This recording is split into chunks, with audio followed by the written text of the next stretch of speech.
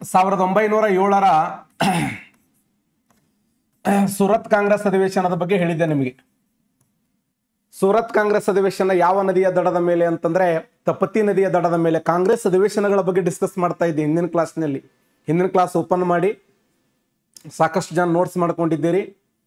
1907 ಸೂರತ್ ಕಾಂಗ್ರೆಸ್ ಅಧಿವೇಶನ. ಗುಜರಾತ್ ರಾಜ್ಯದ ತಪತಿ ನದಿಯ ದಡದ ಮೇಲೆ ಸೂರತ್ ಅನ್ನ ವಜ್ರದ ನಗರ ಅಂತ ಕರೀತಾರೆ. ಆಕ್ಚುಲಿ ಆ ಕಾಂಗ್ರೆಸ್ ಅಧಿವೇಶನದ ಅಧ್ಯಕ್ಷರು ಯಾರಾಗಬೇಕಂದ್ರೆ ಬಾಲಗಂಗಾಧರ ತಿಲಕರಾಗಬೇಕಾಗಿತ್ತು, ಅವಕಾಶ ಕೊಡಲಿಲ್ಲ. ಇಲ್ಲಿ ರಾಸ್ ಬಿಹಾರಿ ಘೋಷರು ಅಧ್ಯಕ್ಷರಾಗ್ತಾರೆ. ರಾಸ್ ಬಿಹಾರಿ ಘೋಷರು ಅಧ್ಯಕ್ಷರಾದರು. ಮಂದಗಾಮಿಗಳು ಹಾಗೂ ತೀವ್ರಗಾಮಿಗಳ ಮಧ್ಯೆ ಬಂಗಾಳ ವಿಭಜನೆಯ ಕುರಿತು ಚರ್ಚೆಗಳು ಆರಂಭವಾದಾಗ ಬಂಗಾಳ ವಿಭಜನೆಯ ಹೋರಾಟವನ್ನ ಕೇವಲ ಬಂಗಾಳಕ್ಕೆ ಮಾತ್ರ ಸೀಮಿತ ಆಗಲಿ ಅಂತ ಮಂದಗಾಮಿಗಳು. ತೀವ್ರಗಾಮಿಗಳಂದ್ರು ಯಾಕಂದ್ರೆ ಅವರು ನಾವು ದೇಶಾದ್ಯಂತ ಹೋರಾಟ ಮಾಡೋರೆ, ಹಂಗೆ ಬ್ಯಾಡ್ರಿ ಅಂತ ಮಂದಗಾಮಿಗಳು, ಇಲ್ರಿ ಅಂತ ತೀವ್ರಗಾಮಿಗಳು.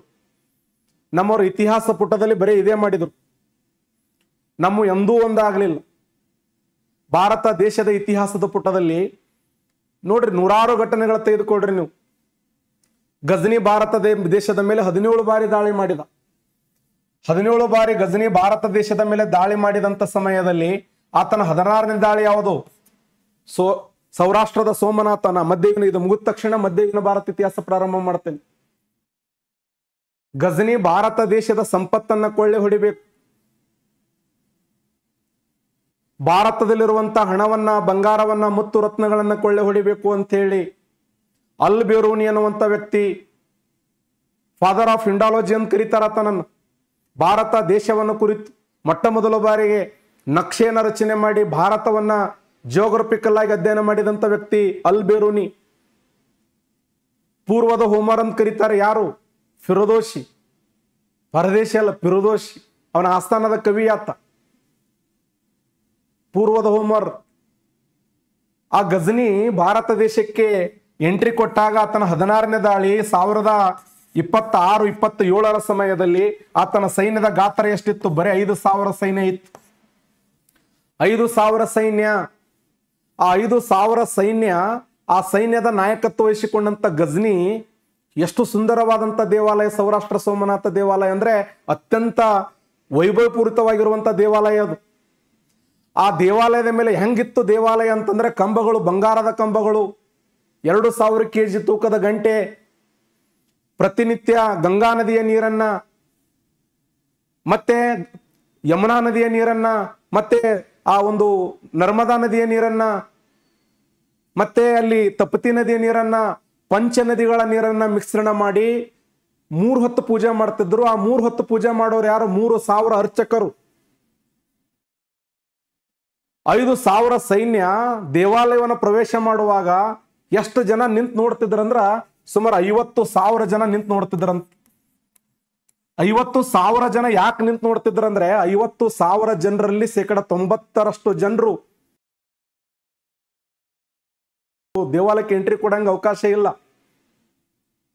ಅದಕ್ಕೆ ನೀವು ಈಸಿಯಾಗಿ ನುಗ್ಗಿದ್ರು ಅವರು. ಆ ದೇವಾಲಯವನ್ನು ಹೊಡೆದ್ರು. ಅಲ್ಲಿರುವಂತ ಒಂದೇ ಭೀಮದೇವ್ ಏನು ಮಾಡ್ಬೇಕು ನಾವು? ರಾಜ ಒಂದೇ ಭೀಮದೇವ ಏನೂ ಮಾಡಕ್ ಆಗ್ಲಿಲ್ಲ. ಕ್ವಶನ್ ಆಗ್ಯಾವೆಲ್ಲ ಇವು. ಗಜನಿ 16ನೇ ದಾಳಿಯನ್ನ ಮಾಡಿದಾಗ ದಾಳಿಯನ್ನು ತಡೆಗಟ್ಟಲು ಬಂದಂತ ಸೋಲಂಕಿಯ ದೊರೆ ಯಾರಂದ್ರೆ ಒಂದೇ ಭೀಮದೇವ. ಅಲ್ಲಿಯ ಬಂಗಾರ, ಮುತ್ತು ರತ್ನಗಳ ತೆಗೆದುಕೊಂಡು ಹೋಗುವಂತ ಸಮಯದಲ್ಲಿ ನಮ್ಮ 50,000 ಜನ ಪ್ರೇಕ್ಷಕರ ರೀತಿಯಲ್ಲಿ ನಿಂತರು. ಯಾರೂ ದೇವಸ್ಥಾನವನ್ನು ಪ್ರವೇಶ ಮಾಡಲಿಲ್ಲ. ಯಾಕೆ? ಆ ಸಮಯದಲ್ಲಿ ಆ ಸಂದರ್ಭ ಹಂಗಿತ್ತು. ದೇವಸ್ಥಾನವನ್ನು ಪ್ರವೇಶ ಮಾಡಿದ್ರೆ ದೇವಸ್ಥಾನ ಅಪವಿತ್ರವಾಗುತ್ತದೆ ಅನ್ನುವಂಥ ಭಾವ ಇವತ್ತಿನ ಸಮಾಜದಲ್ಲಿ ನಾವು ಇದನ್ನು ನೋಡ್ತೀವಿ. ಇದೊಂದು ಅನಿಷ್ಟ ಪದ್ಧತಿ, ನಮ್ಮ ಸಮಾಜಕ್ಕೆ ಅಂಟಿಕೊಂಡಂತ ಅತ್ಯಂತ ದೊಡ್ಡ ಶಾಪ ಇದು. ಅದಕ್ಕೆ ನಾವೊಂದು ಆಗಲ್ಲ. ತಗೊಂಡು ಹೋಗುವ ಸಮಯದಲ್ಲಿ ಆತ ಬಂಗಾರಗಳನ್ನು ಚೆಲ್ತಿದ್ನಂತ. ಬಂಗಾರ ಚೆಲ್ಲುವ ಸಮಯದಲ್ಲಿ ಆ ಬಂಗಾರದ ನಾಣ್ಯಗಳನ್ನ ನಮ್ಮವ್ರು ಆಯ್ಕೋತಿದ್ರು. ನಮ್ಮವ್ರು ಆ ಬಂಗಾರದ ನಾಣ್ಯಗಳನ್ನು ತೋತಿದ್ರು. ಮತ್ತೆ ಅವ್ನು ಹೇಳ್ತಿದ್ರು ಬಾ ಬಾ ಬಾ ಅಂತ ಕರಿತಿದ್ರು. ಅವ್ನು ಬಾರೋ ನೀನು ಕೋಡಿ ಬಾ ದಾಳಿ ಮಾಡು ಅಂತ. ಹಿಂಗಾಗಿ ದೇಶ ಸತ್ಯನಾಶ ಆಯ್ತು. ಇರ್ಲಿ. 1907 ಮಧ್ಯಯುಗ ಭಾರತ ಇತಿಹಾಸ ಹೇಳುವಾಗ ಇವ್ರ ಬಗ್ಗೆ ಬಹಳ ಚೆನ್ನಾಗಿ ಹೇಳ್ತೇನೆ ನಿಮಗೆ. 1907 ಸೂರತ್ ಕಾಂಗ್ರೆಸ್ ಅಧಿವೇಶನದ ಅಧ್ಯಕ್ಷ ಸ್ಥಾನವನ್ನ ರಾಸ್ ಬಿಹಾರಿ ಬೋಸರು ಅಧ್ಯಕ್ಷ ಸ್ಥಾನ ಅಲಂಕಾರ ಮಾಡ್ತಾರೆ. ಮಂದಗಾಮಿಗಳಂದ್ರು ಬಂಗಾಳ ವಿಭಜನೆ ಘಟನೆ ಕೇವಲ ಬಂಗಾಳಕ್ಕೆ ಮಾತ್ರ ಸೀಮಿತ ಆಗಲಿ ಅಂತ. ಆದ್ರೆ ತೀವ್ರಗಾಮಿಗಳಂದ್ರು ಇಲ್ಲ, ಇದು ದೇಶಾದ್ಯಂತ ಹೋರಾಟ ನಡಿಬೇಕು, ರಾಷ್ಟ್ರಾದ್ಯಂತ ಹೋರಾಟ ನಡಿಬೇಕು, ನಾವು ದೇಶದ ಮೂಲೆ ಮೂಲೆಗಳಲ್ಲಿ ಹೋರಾಟ ಮಾಡ್ತೀವಿ. ಬಾಲಗಂಗಾಧರ ತಿಲಕರು ಪ್ರಶ್ನೆ ಮಾಡ್ತಾರೆ, ದಾದಾಬಾಯಿ ನವರೋಜಿ ಅವರು ಕೇಳ್ತಾರೆ, 1906 ಕಲ್ಕತ್ತಾ ಕಾಂಗ್ರೆಸ್ ಅಧಿವೇಶನದಲ್ಲಿ ಕಾಂಗ್ರೆಸ್ಸಿನ ಗುರಿ ಸ್ವರಾಜ್ಯ ಅಂತ ಹೇಳಿಲ್ಲಪ್ಪ, ನನಗೆ ಹೇಳು ಹಂಗಂದ್ರೆ ಏನು, I want meaning of Swaraj ಹೇಳಂದೆ ಅದನ್ನು. ಅವಾಗ ದಾದಾಬಾಯಿ ನವರೋಜಿ ಸುಮ್ ಕುಂದ್ರು, ಹೇಳ್ತೀನಿ ಆಮೇಲೆ ಅಂತ. ಆ ಸಮಯದಲ್ಲಿ ಸುಮ್ ಕುಂದ್ರಲಿಲ್ಲ, ಅವರಿವರ ಮಧ್ಯದಲ್ಲಿ ವಾಗ್ವಾದ ನಡೀತು, ಕುರ್ಚಿಗಳ ತೂರಾಟ, ಮೆಟ್ಟಗಳ ಹಾರಾಟ, ಇಬ್ಬರ ಮೇಲೆ ಚಪ್ಪಲಿಗಳನ್ನು ಎಸೆಯಲಾಯಿತು. ಸುರೇಂದ್ರನಾಥ್ ಬ್ಯಾನರ್ಜಿ ಮತ್ತು ಫಿರೋಜ್ ಶಾ ಮೆಹ್ತಾ. ಕ್ವಶನ್ ಆಗಿದೆ ಇದು. ಸುರೇಂದ್ರನಾಥ್ ಬ್ಯಾನರ್ಜಿ ಹಾಗೂ ಫಿರೋಜ್ ಶಾ ಮೆಹ್ತಾ ಅವರ ಮೇಲೆ ಅನಾಮಿಕ ವ್ಯಕ್ತಿಗಳು ಚಪ್ಪಲಿಗಳನ್ನು ಎಸೆದರು. ಆದ್ದರಿಂದ ಇದನ್ನ ಸೂರತ್ ಮಹಾ ಒಡಕು ಅಂತ ಕರಿತೀವಿ. 1907 ಸೂರತ್ ಮಹಾ ಒಡಕು, ವೆರಿ ಇಂಪಾರ್ಟೆಂಟ್. ನೆಕ್ಸ್ಟ್ ಯಪ್ಪ ಇನ್ನೂ ಕ್ವಶನ್ ಅದ ಬ್ಯಾಡ. 1911 ಕಲ್ಕತ್ತಾ ಕಾಂಗ್ರೆಸ್ ಅಧಿವೇಶನ. 1911 ಕಲ್ಕತ್ತಾ ಕಾಂಗ್ರೆಸ್ ಅಧಿವೇಶನ ವೆರಿ ಇಂಪಾರ್ಟೆಂಟ್. ಈ 1911 ಕಲ್ಕತ್ತಾ ಕಾಂಗ್ರೆಸ್ ಅಧಿವೇಶನದ ಅಧ್ಯಕ್ಷ ಸ್ಥಾನವನ್ನು ಯಾರು ಅಲಂಕಾರ ಮಾಡಿದ್ರು? ಬಿ ಎನ್ ದರ್ ಅಂದ್ರು ಒಂದೇ, ಬಿಷನ್ ನಾರಾಯಣ್ ದರ್ ಅಂದ್ರು ಒಂದೇ. 1911 ಕಲ್ಕತ್ತಾ ಕಾಂಗ್ರೆಸ್ ಅಧಿವೇಶನದ ಅಧ್ಯಕ್ಷ ಸ್ಥಾನವನ್ನ ಬಿ ಎನ್ ದರ್ ಅವರು ಅಧ್ಯಕ್ಷ ಸ್ಥಾನ ಅಲಂಕಾರ ಮಾಡಿದ್ರು. ಇಲ್ಲಿ ಮೊದಲ ಬಾರಿಗೆ ನಮ್ಮ ರಾಷ್ಟ್ರಗೀತೆಯಾಗಿರುವಂತ ಜನ ಗಣ ಮನ, 2 ದೇಶಗಳಿಗೆ ರಾಷ್ಟ್ರಗೀತೆ ಬರೆದಂತ ಏಕೈಕ ವ್ಯಕ್ತಿ ಯಾರು? 2 ದೇಶಗಳಿಗೆ ರಾಷ್ಟ್ರಗೀತೆಯನ್ನು ಬರೆದಂತ ಏಕೈಕ ವ್ಯಕ್ತಿ ರವೀಂದ್ರನಾಥ್ ಟ್ಯಾಗೋರ್. ಹಾಗಾದ್ರೆ ರವೀಂದ್ರನಾಥ್ ಟ್ಯಾಗೋರ್ ಅವರು ಜನಗಣ ಮನ ಅಧಿನಾಯಕ ಜಯ ಹೇ ಅನ್ನುವಂತ ಒಂದು ರಾಷ್ಟ್ರಗೀತೆಯನ್ನ ಭಾರತಕ್ಕೆ ಬರೆದಾಗ ಆ ಗೀತೆಯನ್ನ ಮೊದಲ ಬಾರಿಗೆ ಹಾಡಿದವರು ಯಾರಂದ್ರೆ ರವೀಂದ್ರನಾಥ್ ಟ್ಯಾಗೋರ್ ಅವರ ಸಹೋದರಿಯ ಮಗಳಾಗಿರುವ ಸರಳಾದೇವಿ. ಇದು ಕ್ವಶನ್ ಆಗಿದೆ. ರವೀಂದ್ರನಾಥ್ ಟ್ಯಾಗೋರ್ ಅವರ ಸಹೋದರಿ ಮಗಳು ಸರಳಾದೇವಿಯವರು 1911 ಈ ಕಲ್ಕತ್ತಾ ಕಾಂಗ್ರೆಸ್ ಅಧಿವೇಶನದಲ್ಲಿ ಅವರು ಜನಗಣ ಮನಃ ಅನ್ನುವಂಥ ಗೀತೆಯನ್ನು ಹಾಡಲಾಯಿತು. ಇದೇ ಕಾಂಗ್ರೆಸ್ ಅಧಿವೇಶನದಲ್ಲಿ ಇನ್ನೊಂದು ವಿಶೇಷವಾದ ನಿರ್ಣಯವನ್ನು ಕೈಗೊಳ್ಳಲಾಯಿತು. ಆ ಸಮಯದಲ್ಲಿ ದೇಶದ ವೈಸರಾಯ್ ಯಾರಿದ್ರು ಅಂದ್ರೆ ಲಾರ್ಡ್ ಹಾರ್ಡಿಂಜ್ ಟೂ ಇದ್ದ. ಆ ಲಾರ್ಡ್ ಹಾರ್ಡಿಂಜ್ ಟೂನ ವಿರುದ್ಧ ನಾವು ಹೋರಾಟವನ್ನು ಮಾಡಬೇಕು. ಯಾಕೆ? ಆತ ದೆಹಲಿ ದರ್ಬಾರವನ್ನು ಮಾಡ್ತಾ ಇದ್ದಾನೆ. ಆ ದೆಹಲಿ ದರ್ಬಾರವನ್ನು ವಿರೋಧ ಮಾಡಬೇಕು ಅಂತ ಹೇಳಿ ಒಂದು ನಿರ್ಣಯವನ್ನ ಈ ಒಂದು ಅಧಿವೇಶನದಲ್ಲಿ ಕೈಗೊಂಡ್ರು ಅಂತ. ನೆಕ್ಸ್ಟ್ 1916 ಲಕ್ನೋ ಕಾಂಗ್ರೆಸ್ ಅಧಿವೇಶನ. 1916 ಉತ್ತರ ಪ್ರದೇಶದ ಲಕ್ನೋ ಕಾಂಗ್ರೆಸ್ ಅಧಿವೇಶನದ ಅಧ್ಯಕ್ಷ ಸ್ಥಾನವನ್ನು ಅಲಂಕಾರ ಮಾಡಿದವರು ಏಷಿ ಮುಜುಮ್ದಾರ್.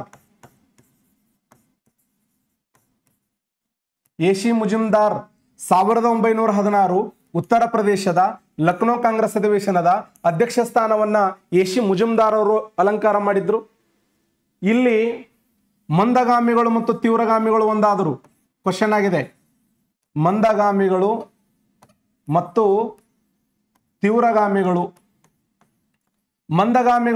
ತೀವ್ರಗಾಮಿಗಳು ಒಂದಾಗಿರುವಂತ ಅಧಿವೇಶನ ಯಾವುದಂತ ಕ್ವಶನ್ ಆಗಿದೆ.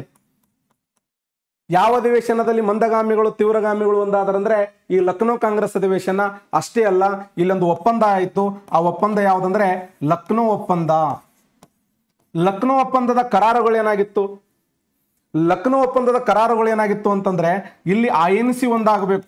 INC ಮತ್ತು ಮುಸ್ಲಿಂ ಲೀಗ್,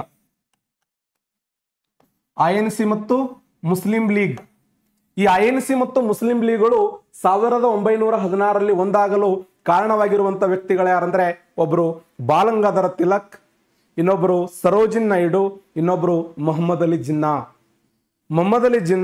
ಮುಸ್ಲಿಂ ಅನ್ನ ಈ INC ಜೊತೆಯಲ್ಲಿ ಏನು ಹೊಂದಾಣಿಕೆ ಮಾಡುವಂತ ಪ್ರಯತ್ನವನ್ನು ಮಾಡ್ತಾನೆ. ಅದಕ್ಕೆ ಸರೋಜಿನ್ ನಾಯ್ಡು ಅವರು ಒಂದು ಮಾತು ಹೇಳಿದ್ರು, ಏನು ಅಂದ್ರೆ ಜಿನ್ನಾನನ್ನ ಹಿಂದೂ ಮುಸ್ಲಿಮರ ಏಕತೆಯ ಸಂಕೇತ ಅಂತ ಹೇಳಿ ಕರೆಯಲ್ಪಟ್ರು. Point number 1. ಇದೇ ಕಾಂಗ್ರೆಸ್ ಅಧಿವೇಶನದಲ್ಲಿ ಬಾಲಗಂಗಾಧರ ತಿಲಕರು ಒಂದು ಮಾತು ಹೇಳ್ತಾರೆ, ಸ್ವರಾಜ್ಯವೇ ನನ್ನ ಜನ್ಮ ಸಿದ್ಧ ಹಕ್ಕು, ಅದನ್ನು ಪಡೆದೇ ತೀರುತ್ತೇನೆ ಅಂತ. Swaraj is my birth right, I shall have it. Question ಆಗಿದೆ, ಸ್ವರಾಜ್ಯವೇ ನನ್ನ ಜನ್ಮ ಸಿದ್ಧ ಹಕ್ಕು, ಅದನ್ನು ಪಡೆದೇ ತೀರುತ್ತೇನೆ ಅಂತ ಹೇಳಿ ಬಾಲಗಂಗಾಧರ ತಿಲಕರು ಯಾವ ಕಾಂಗ್ರೆಸ್ ಅಧಿವೇಶನದಲ್ಲಿ ಈ ಮಾತನ್ನು ಹೇಳಿದ್ರಂದ್ರೆ 1916 ಉತ್ತರ ಪ್ರದೇಶದ ಲಕ್ನೋ ಕಾಂಗ್ರೆಸ್ ಅಧಿವೇಶನದಲ್ಲಿ ಈ ಮಾತನ್ನ ಹೇಳಿದ್ರು ಅಂತ. ನೆಕ್ಸ್ಟ್ 1917 ಕಲ್ಕತ್ತಾ ಕಾಂಗ್ರೆಸ್ ಅಧಿವೇಶನ. 1917ರ ಕಲ್ಕತ್ತಾ ಕಾಂಗ್ರೆಸ್ ಅಧಿವೇಶನದ ಅಧ್ಯಕ್ಷ ಸ್ಥಾನವನ್ನು ಯಾರು ಅಲಂಕಾರ ಮಾಡಿದ್ರು? ಆನಿ ಬೆಸೆಂಟ್. ಆನಿ ಬೆಸೆಂಟ್ ನೋಡಿ, ಐರಿಷ್ ದೇಶದ ಹೆಣ್ಣು ಮಗಳು.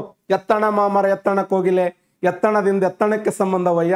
ಐರಿಷ್ ದೇಶದ ಒಬ್ಬ ಹೆಣ್ಣು ಮಗಳು ಮುಂದಿನ ಜನ್ಮ ಏನಾದರೂ ಇದ್ರ ನಾ ಭಾರತ ದೇಶದಲ್ಲಿಯೇ ನಾನು ಹುಟ್ಟುತ್ತೇನೆ ಅಂತ ತಿಳ್ಕೊಂಡು ಭಾರತ ದೇಶಕ್ಕಾಗಿ ಹೋರಾಟವನ್ನು ಮಾಡಿ ಭಾರತೀಯ ಸಮಾಜವನ್ನು ಬದಲಾವಣೆ ಮಾಡಿ ನ್ಯೂ ಇಂಡಿಯಾ ಅನ್ನುವಂಥ ಒಂದು ಪತ್ರಿಕೆಯನ್ನು ಬರೆದು, ಕಾಮನ್ವೆಲ್ ಎಂಬ ಪತ್ರಿಕೆಯನ್ನು ಬರೆದು, ಸೆಂಟ್ರಲ್ ಹಿಂದೂ ಕಾಲೇಜನ್ನು ಪ್ರಾರಂಭ ಮಾಡಿ, ಹೋಮ್ ರೂಲ್ ಚಳವಳಿಯನ್ನ ನಮ್ಮ ದೇಶದಲ್ಲಿ ಆರಂಭ ಮಾಡಿ ಈ ನೆಲಕ್ಕಾಗಿ ಹೋರಾಟ ಮಾಡುತ್ತೇನೆ ಅಂತೇಳಿ ಮದ್ರಾಸದ ಅಡಿಯಾರದಲ್ಲಿ ಒಂದು ಆಶ್ರಮವನ್ನು ಪ್ರಾರಂಭ ಮಾಡಿ ಅಲ್ಲೇ ಯೋಗ ಧ್ಯಾನ ಪ್ರಾಣಾಯಾಮವನ್ನು ಮಾಡಿ ಬೆದ್ದು ಒದ್ದೆಡೆ ಸತ್ತು ಹೋದಂಥ ಹೆಣ್ಣು ಮಗಳು ಆನಿ ಬೆಸೆಂಟ್. ಇಂಥ ಆನಿ ಬೆಸೆಂಟರು 1917 ಈ ಕಲ್ಕತ್ತಾ ಕಾಂಗ್ರೆಸ್ ಅಧಿವೇಶನದ ಅಧ್ಯಕ್ಷ ಸ್ಥಾನವನ್ನು ಅಲಂಕಾರ ಮಾಡಿ ಇಲ್ಲಿ ಅವ್ರು ಹೇಳ್ತಾರೆ, ರಾಷ್ಟ್ರಕ್ಕಾಗಿ ನಾವೆಲ್ಲರೂ ಹೋರಾಟ ಮಾಡೋಣ. 1916ರ ಆ ಹೋಮ್ ರೂಲ್ ಚಳವಳಿ ಇದೆಯಲ್ಲ, ಅದರ ಮುಂದುವರೆದ ಭಾಗ ದೇಶಾದ್ಯಂತವನ್ನು ಮಾಡೋಣ ಅಂತೇಳಿ ಈ ಒಂದು ಕಾಂಗ್ರೆಸ್ ಅಧಿವೇಶನದಲ್ಲಿ ಕರೆ ಕೊಟ್ಟರು. ವಿಶೇಷ ಏನು ಅಂತಂದ್ರೆ, ಆನಿ ಬೆಸೆಂಟರು INCಯ ಪ್ರಥಮ ಮಹಿಳಾ ಅಧ್ಯಕ್ಷರಾಗಿ ಆಯ್ಕೆಯಾದರು. INCಯ ಪ್ರಥಮ ಮಹಿಳಾ ಅಧ್ಯಕ್ಷರಾಗಿ ಆಯ್ಕೆಯಾದವರು ಯಾರಂದ್ರೆ ಆನಿ ಬೆಸೆಂಟ್.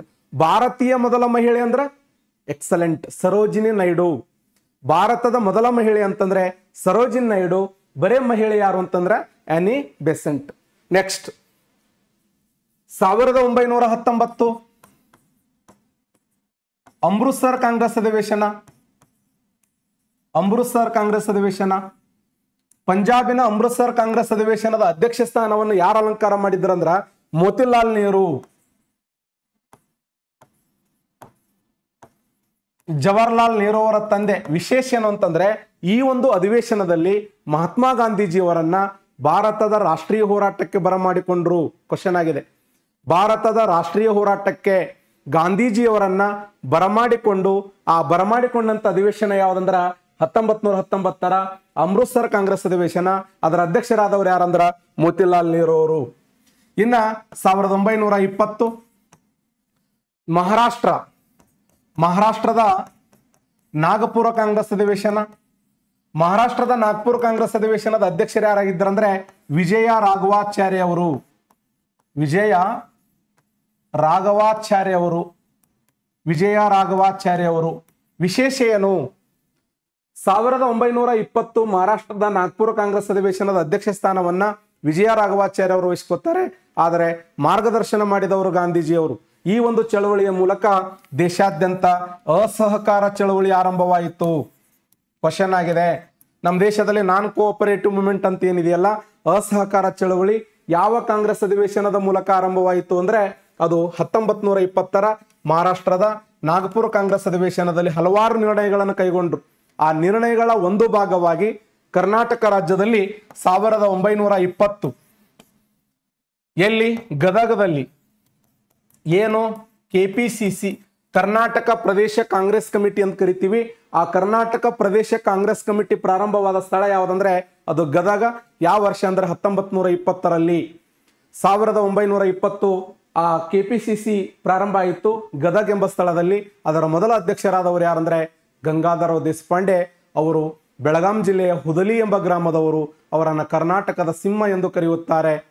ದೊಡ್ಡ ಮಟ್ಟದ ಹೋರಾಟವನ್ನು ಮಾಡಿದ ಒಬ್ಬ ಹೋರಾಟಗಾರ ಅಂದ್ರೆ ಅದು ಗಂಗಾಧರರಾವ್ ದೇಶಪಾಂಡೆ ಅವರು ಅಂತ ಗುರುತಿಸ್ತೀವಿ. ಇನ್ನ 1922 ಬಿಹಾರದ ಗಯಾ ಕಾಂಗ್ರೆಸ್ ಅಧಿವೇಶನ. ಬಿಹಾರದ ಗಯಾ ಕಾಂಗ್ರೆಸ್ ಅಧಿವೇಶನದ ಅಧ್ಯಕ್ಷ ಸ್ಥಾನವನ್ನ ಯಾರು ಅಲಂಕಾರ ಮಾಡಿದ್ರು ಅಂತಂದ್ರೆ CR ದಾಸ್, ಚಿತ್ತರಂಜನ್ ದಾಸ್ ಅಂತ ಏನು ಕರಿತೀವಲ್ಲ, CR ದಾಸ್, ದೇಶಬಂಧು CR ದಾಸರು ಅವ್ರು ಹೇಳಿದರು 1922 ಫೆಬ್ರವರಿ 4ನೇ ತಾರೀಕು 1922 ಫೆಬ್ರವರಿ 4ರಂದು ಉತ್ತರ ಪ್ರದೇಶದ ಗೋರಖ್ಪುರ ಜಿಲ್ಲೆಯ ಚೌರಿ ಚೌರ ಎಂಬ ಸ್ಥಳದಲ್ಲಿ ಉದ್ರಿಕ್ತ ಗುಂಪೊಂದು ಪೊಲೀಸ್ ಸ್ಟೇಷನ್ ನುಗ್ಗಿ 22 ಜನ ಪೊಲೀಸರನ್ನ ಸುಟ್ಟು ಹಾಕ್ತಾರೆ. ಬ್ರಿಟಿಷ್ ಪೊಲೀಸ್ ಸುಟ್ಟು ಹೋಗ್ತಾರೆ. ಅವಾಗ ಮಹಾತ್ಮ ಗಾಂಧಿ ಮನಸ್ಸಿಗೆ ನೋವಾಗ್ತದೆ. ಮಹಾತ್ಮ ಗಾಂಧಿ ಅಂತಾರೆ, ಇಲ್ಲ ಈ ಚೌರಿ ಚೌರ ಘಟನೆಯಿಂದ ನನ್ನ ಮನಸ್ಸಿಗೆ ನೋವಾಗ್ಯದ, ದೇಶಾದ್ಯಂತ ಅಸಹಕಾರ ಚಳವಳಿ ನಿಲ್ಲಿಸ್ರಿ ಅಂದಾಗ ಪಕ್ಕದಲ್ಲಿರುವಂತ CR ದಾಸರ್ ಅಂತಾರ 379 ಜನ ಸತ್ತೋದಾಗ ಎಲ್ಲಿದ್ದಪ್ಪ ಗಾಂಧಿ ಅಂತ ಕೇಳ್ತಾರೆ. 379 ಜನರನ್ನು ಗುಂಡಿಟ್ಟು ಹೊಡೆದ್ರು ಜಲಿಯನ್ ವಾಲಾಬಾಗ್ ಹತ್ಯಾಕಾಂಡದಾಗ. ಅಲ್ಲಿ ಅವಾಗ ಎಲ್ಲಿ ಹೋಗಿದ್ದಿ? 22 ಜನ ಸತ್ತರು ನನ್ನ ಮನಸ್ಸಿಗೆ ನೋವಾಗ್ಯದ, 379 ಜನ ಸತ್ತು ಹೋಗಿ ಎಲ್ಲಿದ್ದು ಗಾಂಧಿ ಅಂದಾಗ ಗಾಂಧಿ ಅಂತಾರೆ ನನಗ ಹೋರಾಟದ ಸ್ವತಂತ್ರ ಮುಖ್ಯ ಅಲ್ಲ, ಹೋರಾಟದ ಮಾರ್ಗ ಮುಖ್ಯ ಅಂದಾಗ ಮೋತಿಲಾಲ್ ನೆಹರು ಅವರಂತಾರೆ ಏನು ಕನ್ಯಾಕುಮಾರಿಗೆ ಜ್ವರ ಬಂದರೆ ಜಮ್ಮು ಕಾಶ್ಮೀರದ ತಪ್ಪಲ ಗ್ರಾಮಕ್ಕೆ ನೀವು ಬರೆಕೊಳ್ಳಕತ್ತಿ ಹುಚ್ಚ ಅಂತ ತಿಳ್ಕೊಂಡು ಗಾಂಧಿಯವರನ್ನು ಬಿಟ್ಟು ಅವರು 1923ರಲ್ಲಿ ಯಾವ ಒಂದು ಪಕ್ಷವನ್ನು ಕಟ್ತಾರಂದ್ರೆ ಸ್ವರಾಜ್ಯ ಪಕ್ಷವನ್ನು ಕಟ್ಟಿದ್ರು. ಹಾಗಾದ್ರೆ ಕ್ವಶನ್ ಆಗಿದೆ 1922 ಬಿಹಾರದ ಗಯಾ ಕಾಂಗ್ರೆಸ್ ಅಧಿವೇಶನದಲ್ಲಿ CR ದಾಸರು ಏನ ನಿರ್ಣಯವನ್ನು ಕೈಗೊಂಡ್ರು ಅಂದ್ರೆ ಸ್ವರಾಜ್ಯ ಪಕ್ಷದ ನಿರ್ಣಯವನ್ನ ಕೈಗೊಂಡ್ರು ಅಂತ. ಇನ್ನ 1924 ಬೆಳಗಾವಿ ಕಾಂಗ್ರೆಸ್ ಅಧಿವೇಶನ, ಇದು ನಮ್ಮ ಅಧಿವೇಶನ. ನಮ್ಮ ಅಧಿವೇಶನದ ಕುರಿತು ನಾಳೆ ಕ್ಲಾಸ್ನಲ್ಲಿ ಡಿಸ್ಕಸ್ ಮಾಡೋಣ. ಎಲ್ಲರಿಗೂ ಒಳ್ಳೆಯದಾಗಲಿ. ಶುಭರಾತ್ರಿ. ನಮಸ್ಕಾರ.